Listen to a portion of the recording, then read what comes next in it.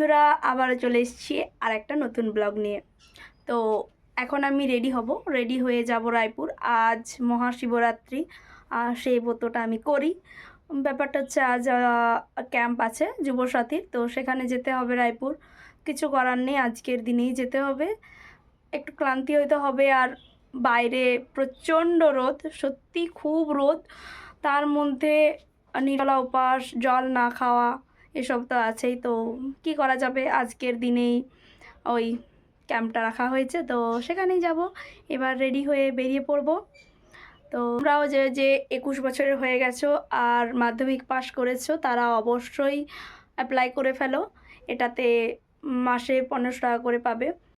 কাজ সেরে ফিরে এসে বসে পড়েছি এই জামাটাকে নিয়ে। এই জামাটা পরেই যাব আজ পুজো দিতে। আর আমার কাছে এই সমস্ত সুতো আছে, যেটা আমি ম্যাচিং করার চেষ্টা করছি। নতুন জামাটা, ছেঁড়া জামাটাই কিনেছি মাত্র 50 টাকাতে। তো সেটাকে আমি একটা রিপেয়ারিং করব, আর এই নতুন জামাটা পরেই যাব পুজো দিতে। দেখা যাক কতটা কি করতে পারি। সুতো সিলেক্ট করার পর বসে পড়লাম ওটা রেডি করতে। এটা ছিল ফাইনাল লুক। চলে এসেছি আমি স্নান করে, এবারে করব পুজো।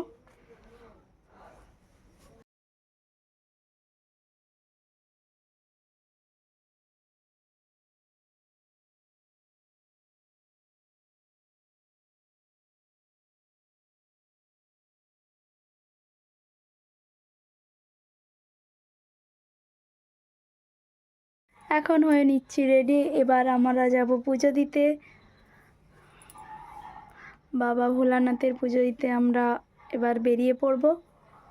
আমাদেরকে যেতে হবে সেই গ্রামের ভিতর, শিমলির ভিতরে, যেহেতু আমাদের ঠাকুর, তাই আমরা শিমলির ভিতরকে যাব। আমি যাব, মা যাবে আর জেঠিমা। পূজা দেওয়ার জায়গাতে আমরা পৌঁছে গেছি, আর এখানে পড়ে গেছে লম্বা লাইন। আর এখানে বাচ্চারা করছে খেলাধুলো। যাই হোক, খেলাধুলো করতে করতে অনেক সময় অনেক বিপদ কাণ্ড ঘটালো। অনেকের দুধ জল ফেলেও দিচ্ছে ঠেলে, তো সেটাতেই সাবধান থাকতে হবে। এখানে মহাদেবের পুজো চলছে, আর এরপরেই হবে আমার পুজোটা। এবার বাড়ি ফিরছি, পুজো কমপ্লিট।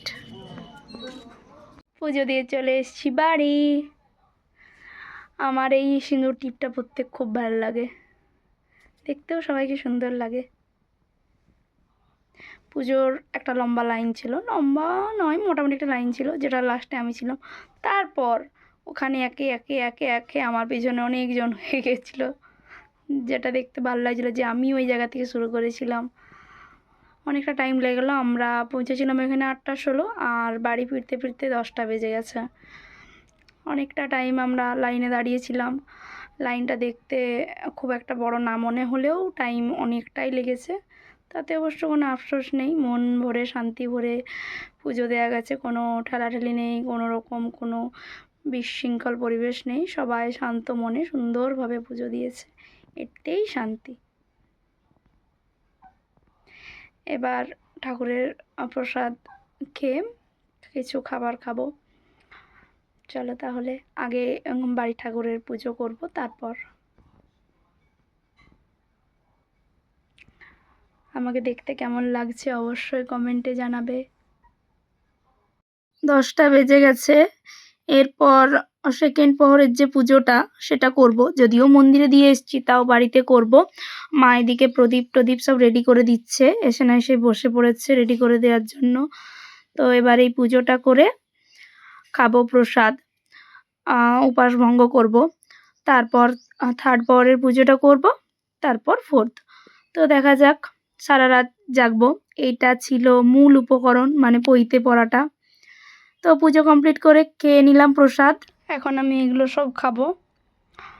আপাতত আর এখন কিছু খাবো না, এটাই এখন রাতের খাবার। তারপর আর একটা পুজো করে তখন একটু সাবু খাবো, ব্যাস। আজকের মতো এই, এরপর কাল স্নান করে। এখন বাজছে 12:39। এবার করব থার্ড প্রহরের যে পুজোটা, যেটা ছিল 12:39 থেকে 3টা 23 বা 22 মতো টাইম পর্যন্ত। তো আমি এবারে থার্ড প্রহরের পুজোটা করে নেব। পুজো কমপ্লিট করে ফোন দেখতে দেখতেই দেখছি ঘড়িতে বেজে গেছে 3:52। তো এবার চলে এসেছি লাস্ট প্রহরের যে পুজোটা সেটা করার জন্য। প্রদীপটা নিমে গেছে, অনেকটা তেল দিয়ে গেছিলাম তাও নিমে গেছে। তো যাই হোক, প্রদীপ আর ধূপ জ্বালিয়ে পুজোটাকে কমপ্লিট করব। মাকে ডাকার পরও মা ওঠেনি, তাই আমাকেই করতে হবে। সারাদিন ক্লান্তির পর আর উঠতে পারেনি। যাই হোক, পুজো করার পর এবার ঘুমোবো। তোমরা সবাইকে কখন পুজো করলে সেটা অবশ্যই কমেন্টে জানাবে। তো আজকের মতো এই পর্যন্তই। তারপর কাল সকাল এবার ঘুমোবো। এখন 4:13 বাজছে, যদিও আমার ঘুমোতে ঘুমোতে বেজে গিয়েছিল প্রায় 5:07। পরের দিন সকালে ব্রাহ্মণ খাইয়ে খেতে হয়। তো আমি করেছিলাম কি, আমার স্টুডেন্ট যতজন পড়তে এসেছিল পরের দিন সকালে সবাইকেই আমি ভোজন করিয়েছিলাম। তারপর স্নান করে পুজো করে খেয়েছিলাম। তো আজ এই পর্যন্তই, দেখা হবে নেক্সট ব্লগে। ততক্ষণ পর্যন্ত সবাই ভালো থেকো। বাবা ভোলানাথ সবার মঙ্গল করুন।